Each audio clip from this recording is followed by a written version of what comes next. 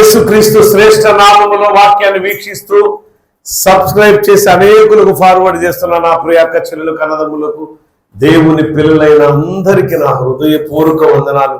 దేవుడు మిమ్మల్ని మీ కుటుంబాలను దీవించాలని ప్రతిరోజు నా ప్రార్థనలో జ్ఞాపకం చేసుకుంటున్నాను. ప్రియులరా, ప్రత్యేకించి వాట్సాప్ సమాచారం ద్వారా ప్రార్థన రిక్వెస్ట్ కోరుతున్న నా ప్రియ అన్నదమ్ములకు అక్క చెల్లెలకు ప్రత్యేక వందనాలు. తప్పకుండా మీ కొరకు నేను ప్రార్థన చేస్తున్నాను, మర్చిపోవడం లేదు. నా ప్రార్థనలో దేవుడు తప్పకుండా అద్భుతం చేస్తాడు మీకు. ఈరోజు మనం నేర్చుకోబోతున్న పాఠం ఏంటంటే మారా అనగా చేదైన అనుభవంలో నుండి ఆనందకరమైన ఆశీర్వాదకరమైన మధురమైన అనుభవంలోనికి దేవుడు మనుషుల్ని ఎలా నడిపిస్తాడో ఈరోజు నేర్చుకోబోతున్నా. చాలా సందర్భాల్లో మరి వారు షూరు అరణ్యము లేక ఏతాము అరణ్యం, ఇశ్రాయేలు ప్రజలు ఐగుప్తు దేశం నుంచి వస్తూ ఎర్ర సముద్రం దగ్గరకు రాగానే ఎర్ర సముద్రము అడ్డుగా ఉంది. ఒకవైపేమో కొండలు, లోయలు, గుట్టలు, ఒకవైపు అరణ్యము, ఒకవైపు ఫరో సైన్యం తరుముతున్నప్పుడు మోషే ప్రార్థన దేవుడు ఆలకించి ఎర్ర సముద్రాన్ని 2 పాయలుగా చీల్చి నీటి గోడలాగా, కనీసం వాళ్ళ మీద అలా చుక్క కూడా పడకుండా నీటి గోడ కానీ కడితే ఎలా ఉండేదో అలా ఉంది. నీటితో గోడ కట్టినట్టు కట్టి ఆరిన నేల మీద దేవుడు ఇశ్రాయేలు ప్రజలను నడిపించాడు. ఆయన ప్రజలకు ఆయన ఎంత ప్రొటెక్షన్గా ఉన్నాడంటే నీటిని కూడా గోడలా కట్టే అంత గొప్ప దేవుడు. ఆయన నమ్ముకున్న ప్రజలకు ఆయన ఇచ్చే బహుమతి ఏంటంటే ఎలాంటి క్లిష్ట పరిస్థితులు ఉన్నా, ఎలాంటి చేదైన అనుభవం ఉన్నా, ఎలాంటి కఠినమైన పరిస్థితి అయినా, ఎలాంటి కష్టమన్నా, ఎలాంటి బాధ అన్నా, ఎలాంటి ఇబ్బందికరములో కూడా సుఖమైన లేక సంతోషకరమైన లేక ఆనందకరమైన లేక మధురమైన జ్ఞాపకాన్ని చిరస్థాయిగా నిలబెట్టే దేవుడే మనం నమ్ముకున్న దేవుడు, వారు నమ్ముకున్న దేవుడు. ఆమేన్, హల్లెలూయా. అలాంటి దేవుడు ఏం చేస్తున్నాడు అంటే అక్కడ నీటిని గోడలా కట్టేశాడంట. కుడి పక్కన ఎడం పక్కన వాళ్ళకి ఏముంది అని అంటే గోడ ఉన్నది. చిన్న చిన్న పిల్లలు ఇలాంటి వాళ్ళు ఉంటారు కదా, ఇలాంటి పిల్లలు ఏం చేస్తారంటే ఆ నీళ్ళకి వెళ్ళి కొడుతున్నా నీళ్ళు రావట్లేదు, ఇటు ఆగిపోయినట్టుంది. అది ఎంత అద్భుతం ఇది! దేవుడు తన ప్రజల్ని ప్రేమిస్తే మన ఊహకు కూడా, మన జ్ఞానానికి కూడా అందనటువంటి గొప్ప కార్యాలు చేసేవాడు మనం నమ్ముకున్న దేవుడు. చాలా మంది అనుకుంటారు చేదైన అనుభవాల్లో ఉన్నవాళ్ళు, కష్టాల్లో ఉన్నవాళ్ళు, బాధల్లో ఉన్నవాళ్ళు, శ్రమల్లో ఉన్నవాళ్ళు, ఇబ్బందికరమైన పరిస్థితుల్లో నలిగిపోతున్నారు. వ్యాధుల చేత, ఆర్థిక బాధల చేత, మానసిక ఒత్తిడి చేత రకరకాలుగా గురైపోతూ ఉన్నవారు ఉన్నారు. బైబిల్లో ఒక అద్భుతమైన మాట ఏంటంటే దేవుడు మోషేని ఇశ్రాయేలు ప్రజల దగ్గరికి వెళ్ళి నా మాటగా చెప్పు, వాళ్ళని నేను రక్షించబోతున్నాను, వాళ్ళని కాపాడబోతున్నాను, ఈ బానిస సంఖ్యలు తెంచివేయబోతున్నానని చెప్తే చేదైన అనుభవంలో ఉన్నవారు, మనసు గాయపడిన వారు మాట్లాడుతారు ఒక మాట. నిర్గమాకాండము 2వ అధ్యాయములో అనుకుంటా, ఇక 1వ అధ్యాయం, 6వ అధ్యాయం 9వ వచనం చూడండి. 1వ అధ్యాయం ఉంటుంది, 2వ అధ్యాయం ఉంటుంది, 6వ అధ్యాయం ఉంటుంది. ఇప్పుడు మనం 6వ అధ్యాయం 9వ వచనం చదువుదాం. అక్కడ మోషే ఆ ప్రజలకి వెళ్ళి చెప్పగానే ఆ ప్రజలు ఏమంటున్నారు? నిర్గమాకాండము 6వ అధ్యాయము 9వ వచనాన్ని ఒకసారి మనం చూద్దాం. మోషే ఇశ్రాయేలీలతో ఇలాగూ చెప్పెను, అయితే వారు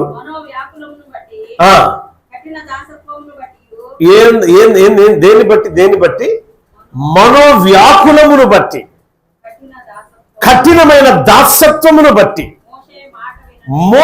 మోషే మాట వాళ్ళు వినలా. వినండి, ఇక నాయకి చూడండి. ఎలాంటి బాధలో ఉన్నారు? మనో దుఃఖముతో నింపబడ్డారు, కఠినమైన బాధలను అనుభవిస్తున్నారు. ఈ స్థలంలో కూర్చున్న వారు కావచ్చు, వాక్యాన్ని వీక్షిస్తున్న వారు కావచ్చు, మనో దుఃఖముతో, చెప్పుకోలేని బాధతో నీవు నలిగిపోతూ కన్నీరు మున్నీరైన పరిస్థితుల్లో ఆదరించడానికి దేవుడు ఒక సేవకుని పంపించి మాట్లాడుతుంటే, ఈ విధంగా మాట్లాడుతుంటే, ముఖాముఖిగా దేవుడు సేవకుని నోటి నుంచి మాట్లాడుతుంటే వినకపోవచ్చేమో. కారణాలు నీ మనో దుఃఖం ఎంతకాలం నుంచి అంటే 400 సంవత్సరాల నుంచి బాధలు అనుభవిస్తున్నారు. కొన్ని తరాలు గడిచిపోయినాయి, అక్కడే కొన్ని తరాలు గడిచిపోయినాయి. ఎంత మాత్రము కూడా ఆ మనోదుఖమునకు నివారణ లేకుండా పోయింది. కొన్ని సంవత్సరాల నుంచి మనోవ్యాకులముతో బాధపడుతున్నావు. నీ హృదయంలో చెప్పుకోలేని బాధలు అనేకం ఉన్నాయి. అవి బహు కఠినముగా ఉన్నాయి. చాలా మంది స్త్రీలు పక్కన వాళ్ళకో ఎదురింటి వాళ్ళకో స్నేహితులు అనుకున్న వాళ్ళకు కూడా చెప్పుకోలేని కొన్ని బాధలు ఉంటాయి. నా ప్రియ చెల్లెళ్ళు అక్కలకి కొన్ని బాధలు ఉంటాయి, చెప్పుకోలేము. ఎక్కడ చెప్పితే చులకనైపోతావు, ఎక్కడ చెప్పితే, ఒకవేళ చెప్పినా ఆ బాధల నుంచి నాకు విడుదల అనేది రాదు. ఎందుకో తెలుసా? ఈ బాధ ఎంత కఠినమైందో తెలుసా? ఏ మనుషుడు కూడా తీయజాలన్నది, ఏ మనుషుడు కూడా ఈ బాధ నుంచి నన్ను ఓదార్చలేనటువంటి బాధ నేను అనుభవిస్తున్నా. మోషే, నువ్వు చెప్తే నేను ఎలా వింటామయ్యా? నువ్వు చెప్తే నువ్వు మాలాంటి మనుషుడివే కదా. నువ్వే కోపం తట్టుకోలేక ఆవేశంతో ఒకరిని చంపావు కదా ఐగుప్తీయుడిని. ఎలా నమ్మగలుగుతామయ్యా? నరహంతకుడు నువ్వు మాట్లాడుతుంటే మేము ఎలా నమ్ముతావు నిన్ను? అసలు మాట వినలా ప్రజలు. కారణం ఏంటంటే వారికి మనసులో ఉన్న దుఃఖము ఏ స్థాయిలో ఉందంటే అత్యంత స్థాయిలో ఉన్నది. బిడ్డలారా, మనసులో ఉన్న దుఃఖం చూడండి. శరీరానికైనా గాయాన్నైనా సరే కాస్త ముందేసో ఇంజక్షన్ చేసో మాన్పొచ్చామో కానీ మనోదుఖాన్ని ఎవడు కూడా నివారించలేడు. నివారించగలిగిన వాడు అంటూ ఉంటే ఆ దేవుడు మాత్రమే. ఆ ఇశ్రాయేలు దేవుడు, మనం నమ్ముకున్న దేవుడు ఒక్కడే ఉండుట చాలా శ్రేష్టం. దేవునికి స్తోత్రం, హల్లెలూయా. అంటే మనం నమ్ముకున్న దేవుడు ఎలాంటి వాడు అంటే ఏ మనుష్యుడు గాని, ఏ వైద్యుడు గాని తీయలేనటువంటి మనోదుఖముతో కఠినమైన బాధతో ఉంటే వాటన్నిటినీ నివారించువాడు. ఎప్పుడో తెలుసా? ఇందాక నేను పాడిన పాట, దేవాని సన్నిధిలో నే చేరి ఉండగా నా ఆర్తధ్వని వినుమా, నన్ను ఆదరించుమా. దేవాని సన్నిధిలో నే చేరి ఉండగా నా ఆర్తధ్వని వినుమా, నన్ను ఆదరించుమా. దేవాని సన్నిధిలో దీనుడనై నేను మొరలిడుచుండగా నా దీన ప్రార్థన ఆలకించు దేవా. దీనుడనై నేను మొరలిడుచుండగా నా దీన ప్రార్థన ఆలకించు దేవా. దేవాని సన్నిధిలో నే చేరి ఉండగా నా ఆర్తధ్వని వినుమా, నన్ను ఆదరించుమా. దేవాని సన్నిధిలో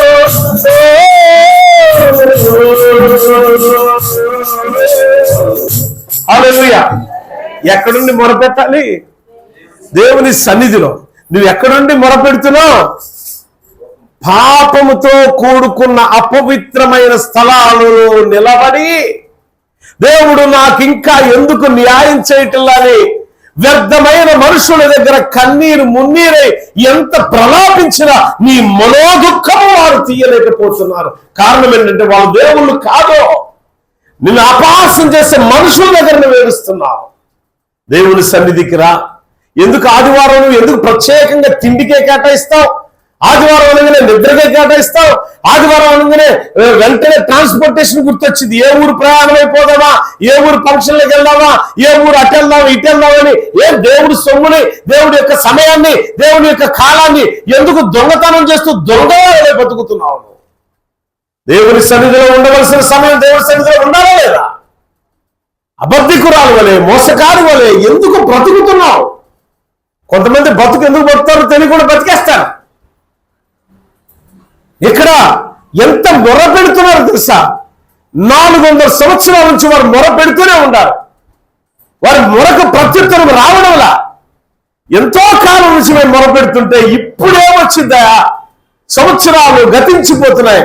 మా తండ్రులు, మా తాతలు, మా ముత్తాతలు గతించిపోయారు. వాళ్ళ తరం నుంచే లేనిది 400 సంవత్సరాలైంది మోషే. ఇప్పుడు దేవుడు మాకు విమోచనిస్తాడా?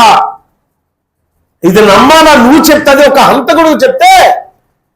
ప్రియులరా, దేవుడు ఏ సమయంలో ఏ మనిషి ద్వారా ఎటువంటి ఆదరణ నీకు ఇస్తాడో నీకు తెలియదు. దేవుడు పిలుచుకున్న వ్యక్తి ఆయన హంతకుడా, మోసకార, అబద్ధికుడా? దేవుడు పిలుపు అందుకున్న మరుక్షణమే వాడు పరిశుద్ధమైన మనిషిగా మార్చబడతాడు. వాడి నోటి నుంచి గాని, వాడి క్రియల నుంచి గాని, తన కంటి చూపు ద్వారా, కాలి నడక ద్వారా, హృదయ ఆలోచన ద్వారా ఏ మాత్రం పాపం ఉండదట్టు వారిలో. మోసే నరహంతకుడే, కానీ ఎప్పుడైతే ఆ చెప్పులు విడిచి ఆ పరిశుద్ధమైన అగ్ని దగ్గరకు ప్రవేశించాడో తాను పరిశుద్ధపరచబడ్డాడు. దేవునికి స్తోత్రం. అగ్నితో కాల్చబడ్డాడు. ఒక పాపముతో కూడుకున్న వ్యక్తి, అపవిత్రమైన వ్యక్తి, పరిశుద్ధమైన వ్యక్తిగా, ప్రవక్తగా, ఇశ్రాయేలు ప్రజలకు విమోచన కర్తగా దేవుడు నడిపించాడు మోషేని. అది గమనించలేని ప్రజలు ఈ మనో దుఃఖము, మా హృదయములో, మా మనసులో ఉన్న వేదన ఇది ఇంతే అనుకున్నారు. మాట నమ్మలా. కానీ ఏదేమైనప్పటికీ దేవుడు తన వాగ్దాన ఫలాన్ని నెరవేర్చుకోవడానికి ఇశ్రాయేలు ప్రజలను ఐగుప్తు దేశము నుంచి నడిపించడం ప్రారంభించాడు. ఎర్ర సముద్రం దగ్గరికి వెళ్ళగానే ఇందా మొదట్లో చెప్పినా మీకు, ఎర్ర సముద్రం అడ్డుగా ఉంది. ఒకవైపు కొండలు, పర్వతాలు ఉన్నాయి. ఒకవైపు భయంకరమైన అడవి ప్రాంతం. ఒకవైపు వెనకాల చూస్తేనేమో ఫరో సైన్యం, శత్రు సైన్యం తరుముకుంటూ వస్తున్న సమయంలో దేవుడు నీటిని గోడలాగా కట్టి ఆరిన నేల మీద వారిని నడిపించెను. చప్పట్లు కూడా దేవుడు చూసింటాడు. నీకు మార్గము లేదు, నీకు దారి లేదు. బట్ దేవుడు దారి ఏర్పాటు చేస్తే ఆ దారిలో అపవిత్రమైన వ్యక్తి ఎంత మాత్రమో నడవలేడో, నీ శత్రువు అడుగు కూడా పెట్టలేడు. దేవుడు నీకు ఏర్పాటు చేసిన మార్గంలో, ఇశ్రాయేలు ప్రజలకు దేవుడు ఏర్పాటు చేసిన మార్గంలో వారు నడిచి వెళుతూ ఉండగా ఐగుప్తీయులు తరుముతూ వస్తున్నారు. ఇంకేముంది, వాళ్ళతో పాటు మేము కూడా నడుస్తున్నాం అనుకున్నారు. ఇశ్రాయేలు ప్రజలు చిన్న పిల్లవాడు, వృద్ధుడితో సహా ఆ ఎర్ర సముద్రమును దాటగా, మోషే అందరూ వచ్చేసారా? వచ్చారు ప్రభా. ఇప్పుడు చూడు, నడి సముద్రంలో ఉన్న నీ శత్రువులు ఏమైపోతారో. 2 పాయలుగా చీల్చబడినది ఏకమైపోగా నీటిలో ఈ రోజుకి ఫరో రథాలు ఉన్నాయి. చరిత్ర ఆధారాలు ఈ రోజుకి ఉన్నాయి. ఇది చరిత్రలో జరిగిన సంఘటన అనేది. ఈ రోజు the centre point of enter the మోషే అని ఒక పాయింట్ ఉన్నది. ఇప్పటికీ కూడా ఐగుప్తు దేశం నుంచి ఇశ్రాయేలు దేశములకు ప్రారంభం నుండి ముగింపు వరకు ఇదిగో ఐగుప్తు దేశం నుంచి ఇశ్రాయేలు ఒడ్డుకు చేర్చబడ్డాడు ఈయన అని ఇందాక నేను చెప్పాను. షూరు అరణ్యం, ఏతాను అరణ్యం అని ఆ పాయింట్ దగ్గరికి రాగానే వెనక్కి తిరిగి మోషే ఇలా చూడగా ఏమైపోయిందంటే శత్రువులు నేల కొరిగిపోయారు. దేవుడు నీకు మాత్రమే తెరిచిన ద్వారం అది, నీ కొరకు తెరిచిన ద్వారం అది. నీ శత్రువు కోసం కాదు, నీ శత్రువుని అంతమందించిన కొరకు, నీ కొరకు మూయబడిన ద్వారాలు అనేకం ఉండొచ్చామో, నా దేవుడు తెరిచిన ద్వారములో నీకు మాత్రమే ప్రవేశం ఉంది. కారణం, నీవు దేవుని కుమారుడువు, నీవు దేవుని కుమార్తెవు. నువ్వు నిజంగా దేవుని సన్నిధిలో మొరపెడితే మూయబడిన ద్వారాలన్నీ ఒక ఎత్తు అయితే దేవుడు తెరిచే ద్వారం మరొక ఎత్తు. ఆమేన్, హల్లెలూయా. ఇశ్రాయేలు ప్రజలు ఎప్పుడైతే షూరు ఎర్ర సముద్రం దాటి షూరు అరణ్యములో ప్రవేశించారు, లేక ఏతాను అరణ్యములో ప్రవేశించారు, సుమారు 3 దినాలు అరణ్యములోనే వారి ప్రయాణం నడుస్తూ కొనసాగిపోయింది. నడిచారు. ఆఖరికి దాహం వేసింది. భయంకరమైన దాహం వేగ నడిచి వెళ్ళగా మారా అనే ప్రాంతానికి వచ్చారు. మారా అనే ప్రాంతానికి వచ్చినప్పుడు ఆ ప్రజలు కనపడింది ఏంటంటే నీళ్లు కనపడ్డాయి. అరణ్యములో మారా అనే ప్రాంతానికి రాగానే నీళ్ల బావి ఒకటి కనబడింది. చరిత్రకారులు ఏమంటారు అనంటే, అయ్యా హవారా అనే ఒక బావి ఉంది, అదే ఆనవాళ్ళు అనుకుంటున్నారు. ఆర్కియాలజిస్టులు ఏమనుకుంటున్నారంటే, హవారా అనే బావి ఉంది, అక్కడ ఓ బావి ఓటలాగా ఉంది. బావులంటే మనకు దిమ్మిలు కట్టించి ఇట్టుంటాయి, లేదా ఇంకా స్టైల్గా ఉండేదని అనుకోబాకండి. ఆ రోజుల్లో ఎలాంటి బావి తీసారు అరణ్యములో? ఆ నీళ్ళు ఏమైపోయినాయంటే చేదు నీళ్ళు అయిపోయినాయి, విషపూరితమైన నీళ్ళు. అది ఆఖరి పాయింట్ ఇది. వారి జీవితానికి విషపూరితమైనది, వారి జీవితానికి చేదైన అనుభవం అనేది ఆఖరి పాయింట్ ఇది. నీ జీవితంలో ఈ మెసేజ్ వింటున్న నీకు ఆఖరి పాయింట్ ఇది. దేనికో తెలుసా? మధురమైన అనుభవంలో నీ అడుగు ప్రారంభం కాబోతుంది. చెప్పడం మధురమైన అనుభవంలోనికి వెళ్ళడానికి మారానే మూల బిందువు అయిపోయినది ఇశ్రాయేలు ప్రజలకి. మారా దగ్గర రాగానే నీళ్లు, అయ్యో దాహం తాగుతుంటే, అయ్యో ఇంకేముంది, మమ్మల్ని చంపడానికి తీసుకొచ్చావు మోషే, ఈ నీళ్లు విషపూరితమైన నీళ్లు. భయపడద్దు, కంగారు పడద్దు. మోషే అడిగాడు, తండ్రి ఏంటి? ప్రతిదీ ఇక్కడ గమనించాలి. మోషే తన జీవిత కాలమంతా కూడా ఇశ్రాయేలు ప్రారంభపు అడుగు దగ్గర నుంచి, ఐగుప్తు దేశంలో ఇశ్రాయేలు తీసుకొచ్చే ప్రారంభపు అడుగు దగ్గర నుంచి ముగింపు, ఆయన పరిచర్య ముగింపు వరకు కూడా ప్రతి అడుగు దేవుణ్ణి అడిగే వేశాడు. ఆయన తన సొంత ఆలోచనతో వేయలే. కానీ మనం ఏం చేస్తాం అక్కయ్య? మనం ఏం చేస్తాం? ఏమనుందంటే సొంత ఆలోచన చాలా గొప్పగా వేస్తాం, స్కెచ్ ఇట్లా వేస్తాం లేదా? రే అదే వాళ్ళు పాడేద్దామని చెబితే ఎంత కోపమో. రే నువ్వెంత, నీ కెపాసిటీ ఎంత, నాకు చెప్పేవాడు అంట రాజయ్యగా అని నేను అన్నట్టు. నేను అనలే, జనరల్ చెప్తా, నా బిడ్డ కాబట్టి నేను అనుకుంటా కదా. ఎట్లా అంటా మరి? రే నువ్వేంటిరా, నువ్వు నాకు చెప్పే అంత తోడురా, అడు మంచి చెప్పిన అరే వద్దురా, నిజం నేను చూశాను రా, చాలా మంది చెప్తూ విన్నాను రా. బలు రక్కసి చెట్లతో నింపబడిన ప్రాంతం రా, ఏ ముళ్ళు విషపూరితమైందో తెలియదయ్యా, ఎల్లబాకరా అంటే వెళ్ళాడు, కాలుకి ముళ్ళు గుచ్చుకుంది, కాలు తీసేసారు. అప్పుడేమైంది? అప్పుడు ఈడంటే నేను చెప్తే విన్నావా, నేను చెప్తే విన్నావా? ఈడంటే నన్ను చూడు, నా కాలు తీసారండి, ఎంత ఏళ్ళని చేస్తున్నాడు. మళ్ళీ అప్పుడు కూడా నిజమే నక్క, నిజమే చెల్లి, నిజమే తమ్ముడా, నిజమే అన్న, నువ్వు చెప్పింది వినలేదు రోయ్.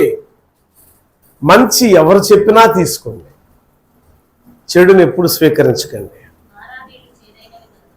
మారా నీళ్లు చేదైనవి గనుక 15వ అధ్యాయము నిర్గమకాండము 23 నుంచి చదువుదాం, 26 వరకు. వారు ఆ నీళ్లు త్రాగలేక, 15వ అధ్యాయము 23 నుంచి చదువుతున్నారు. జాగ్రత్తగా చెవిగల వారు వినుగాక. వారు ఆ నీళ్లు తాగలేకపోయి, అందువల్ల దానికి ఒక మారా అనే పేరు వచ్చింది. ప్రజలు మేము ఏమి తాగుదని మోషేతో సనుక్కొనగా, మోషే ఏం చేశాడట? ఏందా ఇది, ఓ దేవుడా, ఏడరాయి తీసుకొచ్చే బాగా ఉంది, మా బట్టలు మార్చిపోలా, మా బట్టలు చినిగిపోలా, మాకు ఆకలి కాకుండా ఆకలి అన్నప్పుడు అన్నం ఇచ్చావు, ఈ అరణ్యంలో పడేసేవేంటయ్యా? నీళ్ళు అంటే అయ్యో చేరేని అయిపోయినాయి, వాళ్ళేమో నా మీద కొనుక్కుతున్నారు. ఇప్పుడు నన్ను ఏం చేయమంటారు? నువ్వే చెప్పు, సెలవు ఏందంట? నేను చెప్పిన మాట వినండి. అందుకేమన్నాడు మోషే, ఇప్పుడు నేనేం చేయాలో నువ్వే. ఆ ప్రార్థన విజ్ఞాపన అర్థం ఏంటంటే, ప్రభువా నీళ్లు చూస్తేనేమో చేదైపోయినాయి, ప్రజలు చూస్తేనేమో సనుక్కున్నారు, కొనుక్కున్నారు, నాకేం తెలుసు ఆ నీళ్ళు చేదుకుంటే? నేను ఇప్పుడు తాగి చూసానా? లేదు కదా. నేను ఆ నీళ్ళు ఎప్పుడు కూడా నా నాలుగుతో కనీసం టచ్ కూడా చేయలేదు కదా.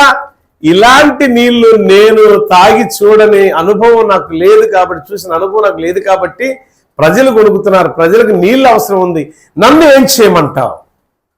ఆ ప్రజలకు నీళ్లు ఎలా అందించమంటావు అని దేవునికి మొరపెడుతున్నప్పుడు అంతట యెహోవా అతనికి ఒక చెట్టు చూపాడు. మోషే అదిగో ఆ ఎర్ర పండ్లతో చిన్న చిన్న ఈతకాయల్లాగా చిన్న చిన్న పండ్లు కనపడుతున్నాయి, అవి ఎర్రగా ఉన్న చెర్రీ ఫ్రూట్స్ టైప్ లో. అదిగో ఆ చెట్టు దగ్గరికి వెళ్ళి దాని కొమ్మ ఇరుసుకొని ఆ కొమ్మ తీసుకొచ్చి ఈ నీటిలో పడాలి అన్నాడు. ఆ నీళ్ళలో వేసిన తర్వాత నీళ్ళు ఏమైపోయినాయట? నేను ఇందాక ఒక పాయింట్ చెప్పా, లాస్ట్ పాయింట్, ఆఖరిది ఘట్టం ఇది అని. మారా ఇశ్రాయేలు యొక్క జీవితానికి టర్నింగ్ పాయింట్ మారా. ఎందుకో తెలుసా? మారాతోనే ముగింపు చేదైన అనుభవానికి. చేదైన అనుభవం చాలాసార్లు అన్నాను ఈ మాట స్టార్టింగ్ నుంచి. ఏంటి బాబా చేదైన అనుభవం అంటే, ఇశ్రాయేలు ప్రజలు ఐగుప్తు దేశంలో చేదైన అనుభవాలతో నడిపించబడ్డారు. ఏంటి ఆ చేదంటే, పొలంలో కష్టం, ఇటుకల పనిలో కష్టం, ప్రతి విషయంలో కష్టమే తప్ప ఎక్కడా కూడా వారు సుఖపడినది ఆనవాలు లేదు. భయంకరమైన బానిసత్వం. అంతేకాదు పిల్లలను కూడా చంపేశారండి. పసిబిడ్డలు కూడా, ఇశ్రాయేలు ప్రజలు చిన్న బిడ్డలు, మగ బిడ్డలను చంపేశారండి. పిల్లలను కోల్పోతున్నారు. గాడిద చాకిరి అంటారు చూసారా మనోళ్ళు, దానికంటే కఠినమైన దాసత్వంతో కూడుకున్న చాకిరి. ఆహారం లేక, నీళ్లు లేక అలమటిస్తూ ఆ దేహం ఎలా మారిపోయిందంటే రాడ్డులాగా తేలిపోయింది కంతే. ఒకవేళ ఇటుకల తయారీలో ఏదైనా పనుల్లో ఒక మనిషి చనిపడితే ఆ మనిషిని పక్కకు లాగేయడమే తప్ప సమాధి చేసేంత సమయం ఇచ్చేవాళ్ళు కాదండి. ఎంత కఠినం అంటే మునుపెన్నడూ కూడా మన జీవితంలో కూడా మన మన ఆలోచనకు కూడా తట్టనంత కఠినమైన బానిసత్వం అది. అందుకే దాన్ని చేదు అనేది. అనగా మారాలో చేదు నీళ్లు తాగక విషమైపోయినవని ఏ రీతిలో అన్నారో, ఆ నీళ్లు చేదని తాగగలుగుతామా? కఠినమైన బాధను, కఠినమైన శ్రమను, కఠినమైన మానసిక క్షోభను మనం అనుభవించడానికి ఏనాడన్నా ఇష్టపడతామా?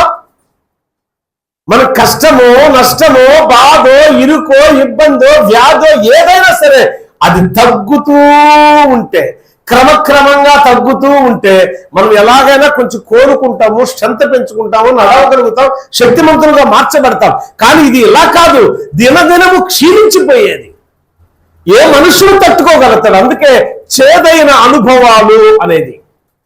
చాలా మంది వ్యక్తిగత జీవితంలో కూడా, కుటుంబ వ్యవస్థలో కూడా చెప్పుకోలేని బాధ భార్యకుంటే చెప్పుకోలేని బాధ భర్తకి ఉంటుంది. కొన్ని వ్యక్తిగతమైనవంటే ప్రతి మనిషికి కూడా.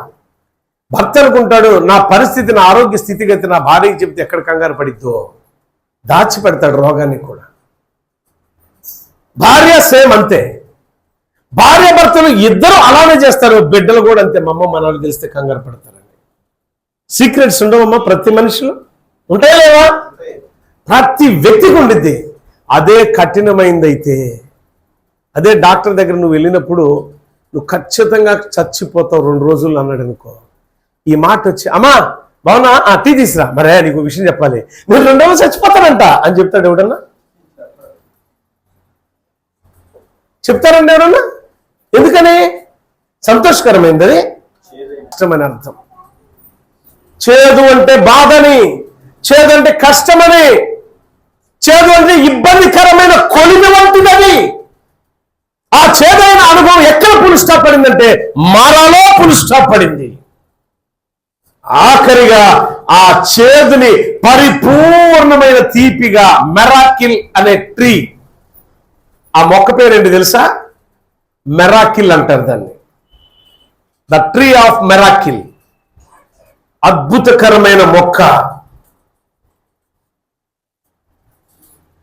ఇంకొక ఫలం, ఇంకొక పేరేంటి దానికి? సిన్సే ఫలం. సిన్సే, ద ట్రీ ఆఫ్ సిన్సే అంటారు. అంటే మన చెర్రీ ఫ్రూట్స్, చెర్రీ కాయలు ఉంటాయి కొద్దిగా. ఇప్పుడు ఈ మధ్య ఆ బల్ల మీద కూడా పెట్టి అమ్ముతుంటారు, పుల్లగా ఉంటాయి ఇంత కాయలు, రౌండ్గా. రేగ్గాయలు టైప్ కాదు, రేగ్గాయలు కాదు, అవి పుల్లగా ఉంటాయి, పప్పులో వేస్తారు. ఏంటవి? వాకలా, ఆ టైపులో ఉంటాయి. కాకపోతే చెర్రీ అంత రెడ్, చెర్రీ రెడ్ అంటే ఎర్రగా ఉంటాయి. దాంట్లో ఒక పప్పు ఉండిద్ది. ఆ పప్పు తింటే సకల వ్యాధి నివారణకు మూల బిందువు అది. దేవుని స్తోత్రం, హల్లెలూయా. అలాంటి మొక్క నాకు అనిపించింది, బైబిల్లో దేవుడు ఏమేమి చూపించాడో ఈ మొక్కల మీద పరిశీలన చేయాలని ఎప్పుడో అనుకున్నా. కానీ మొన్న దీని మీద బాగా డెప్త్గా వెళ్ళాను నేను. ఇది వెస్ట్రన్ ఆఫ్రికాలో ఎక్కువగా పండుతుంది మొక్క. ఎక్కడ తేమ ఎక్కువ ఉండిద్ది, ఎక్కడ మంచు ఎక్కడ కురుస్తుందో అక్కడ ఎక్కువ పండుతుంది ఇది. దీని లక్షణం ఏంటంటే నిమ్మకాయ ఎలా ఉంటుంది, నిమ్మరసం ఎలా ఉంటుంది, తీయగా ఉంటుంది కదా. వెరీ గుడ్, నేను మర్చిపోయలే. నిమ్మకాయ రసం ఎలా ఉండిద్ది, పుల్లగా ఉండిద్ది. ఆ పులుపైన దాంట్లో ఈ మొక్కనో లేదా ఆ ఫ్రూట్నో కొద్దిగా కట్ చేసి దాంట్లో వేస్తే అది తీయగా మారిపోతుంది. దేవుని స్తోత్రం, హల్లెలూయా. దేవుని చిత్తమైతే ఆ మొక్క మన చర్చిలో పెడదాం. అలాంటి మొక్క అది. అయితే ఆ మొక్కలో ఉన్న విశేష గుణాలు ఏంటంటే క్యాన్సర్ రోగాన్ని కూడా తగ్గించిద్ది ఆ మొక్క. తెలుసా? క్యాన్సర్ రాకుండా చేసిద్ది ఆ ఫ్రూట్స్ తింటే. WHO అని వరల్డ్ హెల్త్ ఆర్గనైజేషన్ వాళ్ళు సర్టిఫై చేశారు దానికి. ఎంత అద్భుతకరమైన మొక్క అయితే ఆ కొమ్మ తీసుకొచ్చి ఆ మారా అనబడిన ప్రాంతంలో ఆ చేదైన నీటిలో వేయగానే అవి మధురంగా మారిపోయినాయి. ఆ మొక్క ఏంటో తెలుసా? నా యేసునాథుడే. దేవుని స్తోత్రం, హల్లెలూయా. యేసయ్య మన జీవితాలను మధురంగా మార్చగలిగిన వాడు. ఆయన రక్తార్పణ ద్వారా నీ జీవితాన్ని, నా జీవితాన్ని చేదైన అనుభవంలో నుండి మధురమైన అనుభవంలోనికి నడిపించాడు. మన పాపాలన్నీ కూడా, పాపం అంటే అపవిత్రమైనది, పాపము బహు దుర్వాసన కొడుతుంది, పాపమునగా బహు చెడ్డది అని, బహు చేదైనది అని అంటాం. అవన్నీ కడిగి పరిశుద్ధ రక్తాన్ని ఇచ్చి ఇదిగో సేవించండి అన్నాడు ఆయన. అప్పుడు తాగుతుంటే ఆ నీరు ఎలా మారిపోయింది. ఎప్పుడైతే చూడండి కొమ్మ వేశారు అని ఉంది అక్కడ, ఆ చెట్టు కొమ్మ తీసుకొచ్చి మోషే వేయగా ఏమైపోయిందట?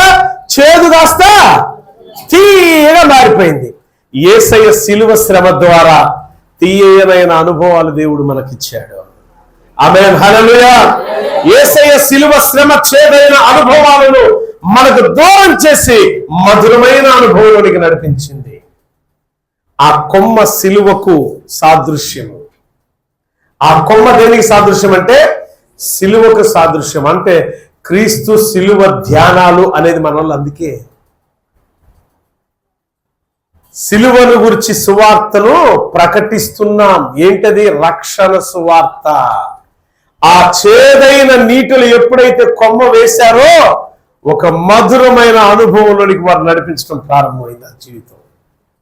ప్రియులారా, మనం కూడా ఒక మధురమైన అనుభవంలో నడిపించబడాలంటే ఎక్కడ ఉండాలి తెలుసా? దేవుని సన్నిధిలో ఉండాలి, దేవునికి నమ్మకస్తులుగా ఉండాలి, దేవునికి విధేయులుగా ఉండాలి, దేవుని మాట వినేవారికి ఉండాలి. ఎటువంటి కఠినమైన పరిస్థితులైనా కావచ్చు నీవి, వాటిని మధురంగా మార్చే దేవుడు నా దేవుడు. నువ్వు నమ్ముకున్న దేవుడు నీ దేవుడే. మనం నమ్ముకున్న దేవుడు ఆషామాషి దేవుడు కాదు. మనం నమ్ముకున్న దేవుడు ఒక రాయో, రప్పో, చెట్టో, పుట్టో కాదు. మాట్లాడే దేవుడు ఆయన. ముఖాముఖిగా మాట్లాడేవాడు.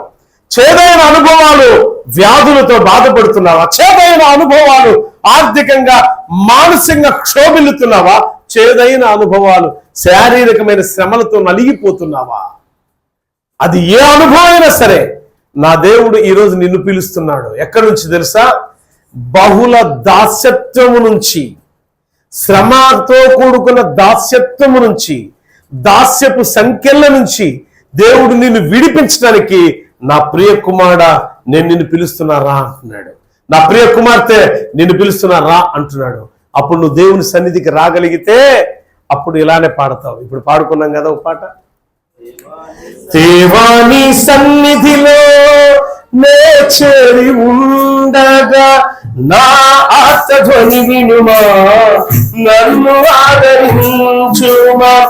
దేవాని సన్నిధిలో నే చేరి ఉండగా నా ఆర్తధ్వని వినుమా, నన్ను ఆదరించుమా. దీనుడనై నేను మొరలిడుచుండగా నా దీన ప్రార్థన ఆలకించు దేవా. దీనుడనై నేను మొరలిడుచుండగా నా దీన ప్రార్థన ఆలకించు దేవా. దేవాని సన్నిధిలో నే చేరి ఉండగా నా ఆత్మధ్వని వినుమా, నన్ను ఆదరించుమా.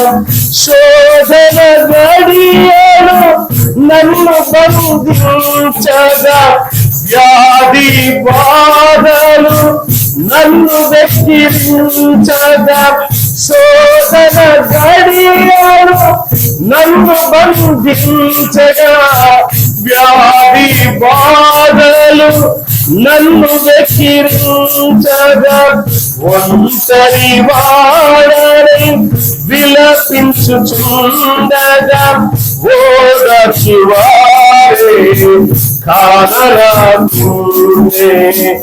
ఒంటరి వాడని విలపించుచుండగా, ఓదార్చువారే కానరాకుండే. దేవాని సన్నిధిలో నే చేరి ఉండగా, నా ఆత్మధ్వని వినుమా, నన్ను ఆదరించుమా. దేవాని సన్నిధిలో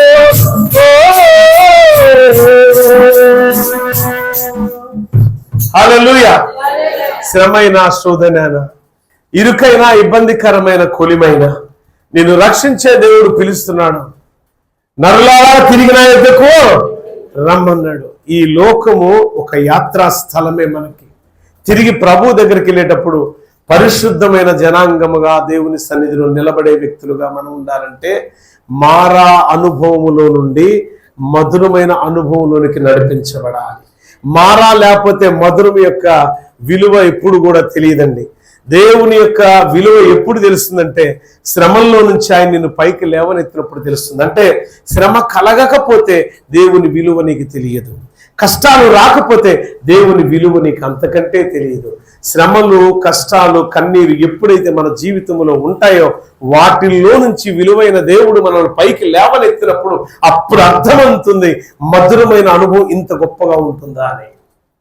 ఇశ్రాయేల్ ప్రజలకు అప్పుడు అర్థమైంది. మారాని మధురంగా చేసినప్పుడు ఆ ఇశ్రాయేల్ ప్రజలకు గంతులు వేశారట. ఎగిరి గంతులు వేశారు, తీయగా ఉన్నాయి. నేను చెప్తున్నా మొక్క గురించి. మిరాకిల్ మొక్క అనేది ఆ ఫ్రూట్ మనం తాగే నీళ్ళలో వేసుకుంటే అది ఎప్పుడు దాకా మనం నీళ్లు తాగిన తర్వాత ఆ తీపి మన నోరు సుమారు అర్ధగంట నుండి గంట సేపు తీయగా ఉండిద్దంట నోరు. అంత మధురమైనది అది. ఆ మధురమైన ఫలం దేవుడు నిజంగా ఆ ప్లాంటేషన్ ఇక్కడికి నడిపించి మన మందిరంలో పెట్టును గాక. అలాంటి మధురమైన అనుభవంలో మనం నడిపించబడాలంటే ఆ రోజు ఇశ్రాయేల్ ప్రజలు మనకు 6వ అధ్యాయంలో స్పష్టం 3వ అధ్యాయంలో కనపడుతుంది. నిర్గమాకాండము 6వ వచనములో, ఐగుప్తు దేశంలో నా ప్రజలు పడుతున్న కష్టాన్ని నేను కళ్ళారా చూశాను, వారి మొర నేను చెవియొగ్గి ఆలకించాను మోషే, వారిని విడిపించడానికి దిగి వచ్చాను అంటాడు. 3వ అధ్యాయము 6వ వచనం, 6-7 వచనాలు చదవండి. మరియు ఆయన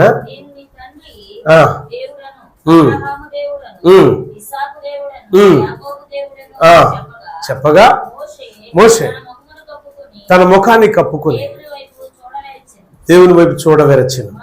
మరియు యెహోవా ఇట్లా నేను ఐగుప్తులోనున్న, జాగ్రత్తగా వినండి,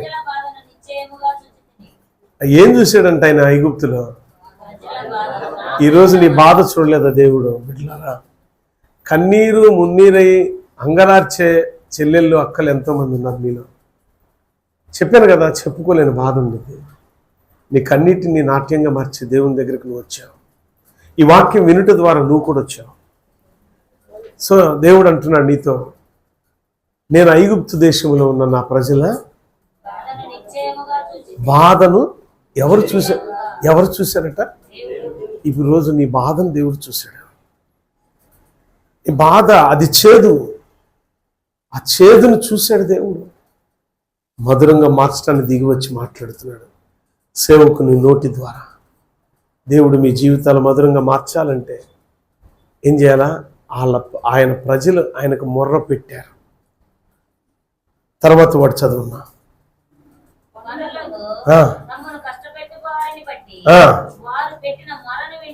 చూడండి ఏమన్నాడంట. ఆయన బాధ చూశాడంట, పొలం పనిలో, ఇటుకల పనిలో, నిర్మాణ పనుల్లో ఏ విధమైన కష్టాలు వాళ్ళు అనుభవిస్తున్నారో ఆ అనుభవాన్ని ఆయన చూశారు.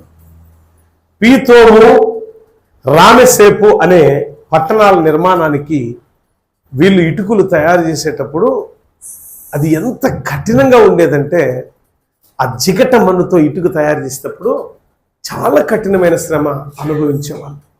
ఆ శ్రమ అనుభవించలేక, కష్టాన్ని అనుభవించలేక, దేవా మా మొర ఆలకించయ్యా, దేవా మా ప్రార్థన మొర ఆలకించయ్యా, దేవా ఈ బానిస సంఖ్యల్లో మాకు తెంచివే ప్రభువా మొర్ర పెడుతున్నారు, ముక్కుతున్నారు, మూలుగుతున్నారు. ఆ మూలుగుల ధ్వని, వారి కంఠ స్వరం దేవుడు విని దిగి వచ్చి మోషేతో మాట్లాడుతున్నాడు. ఈరోజు నీ కంఠస్వరం దేవుడు వినాలంటే నీ హృదయాన్ని తెరచి దేవుని ఎదుట అలా మోకరించి అడుగు. నీకున్న ప్రతి బాధ, ప్రతి కష్టం, ప్రతి విధమైనటువంటి రోదన, ప్రతి విధమైన మానసిక ఒత్తిడి నుంచి దేవుడు నీకు విడుదలిస్తాడు. మోకరిద్దామా? ప్రార్థన చేసుకుందాం. ఒక్కసారి మోకరించండి, ప్రార్థన చేసుకుందాం. దేవుడు మన మొర ఆలకించుగాక, ఆలకించి ప్రత్యుత్తరం దయచేయుగాక. చేదైన అనుభవంలో నుండి మధురమైన అనుభవంలోనికి దేవుడు మనల్ని నడిపించుగాక. మహాపరిశుద్ధుడా, మహోన్నతుడా, నీకు స్తోత్రమయ్యా. చేదైన అనుభవంలో మేము ఉన్నామయ్యా. కారణం మాకెవరు దిక్కులేరయ్యా. దిక్కులేని వాడనై దీనుడిగా నీకు మొరపెడుతున్నాను. నా మొర ఆలకించండి ప్రభువా, నా మొర ఆలకించండి, నా మొర ఆలకించు స్వామి. దీనురాలై నేను మొరపెడుతున్నాను, ఆలకించండి.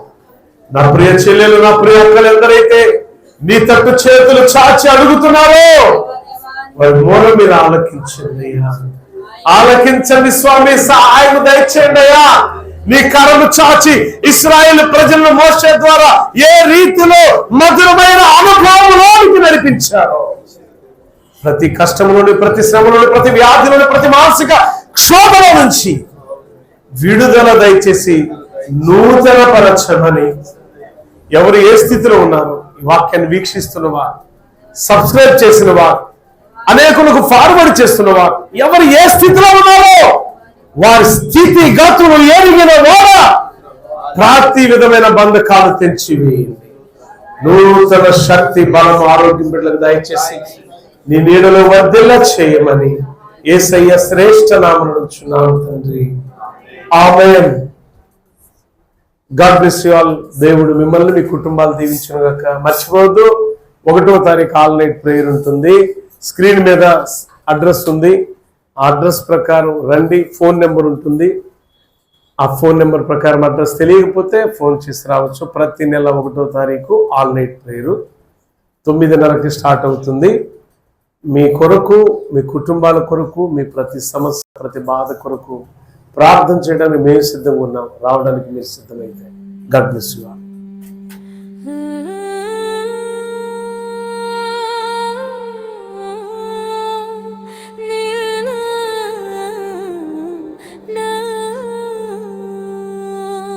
దేవాని సన్నిధిలో నే చేరి వండగా నా ఆర్తధ్వని వినుమా, నన్ను ఆదరించుమా. నా ఆర్తధ్వని వినుమా, నన్ను ఆదరించుమా. దేవాని సన్నిధిలో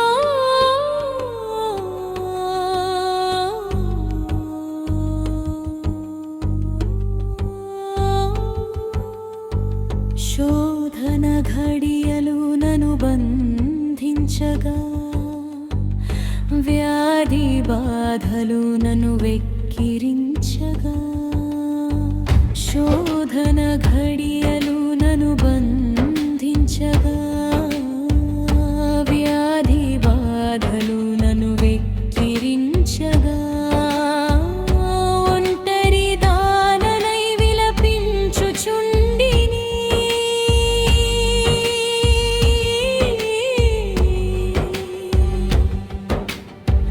ఓదార్పు వారే వేధించుచుండగా. దేవాని సన్నిధిలో నే చేరి వండగా, నారతధ్వని వినుమా, నన్ను ఆదరించుమా.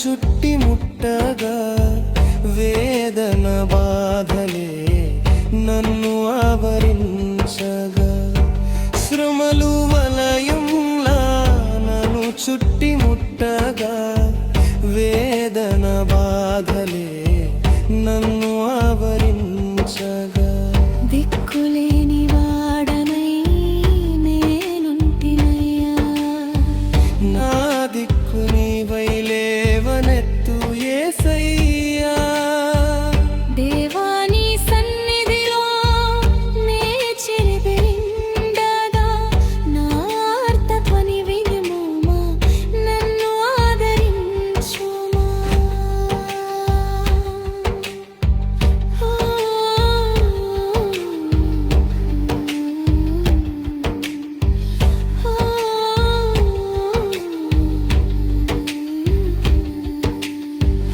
ఆర్థిక బాధలు నన్ను కృంగదీయగా ఆత్మీయులందరూ దూరమైపోయెను ఆర్థిక బాధలు నన్ను కృంగదీయగా ఆత్మీయులందరూ దూరమైపోయెను నా స్థితి గమనించి నన్ను ఆదరించి నీ కృపతో నన్ను కరుణించినావు దేవాని సన్నిధిలో నే చేరి ఉండగా నా ఆర్తధ్వని వినుమా నన్ను ఆదరించుమా దేవాని సన్నిధిలో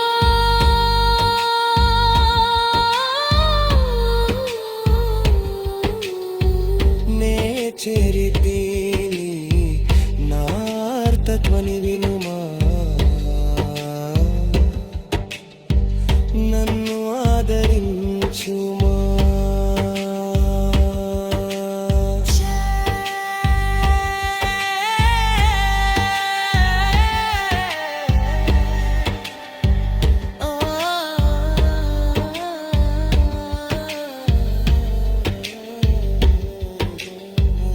ఏ అపాయము నా దరికి చేరక నీ హస్తముతో నన్ను కాచినావు ఏ అపాయము నా దరికి చేరక నీ హస్తముతో నన్ను కాచినావు చిరకాలము నేను నీ మందిరములో నివసించేదను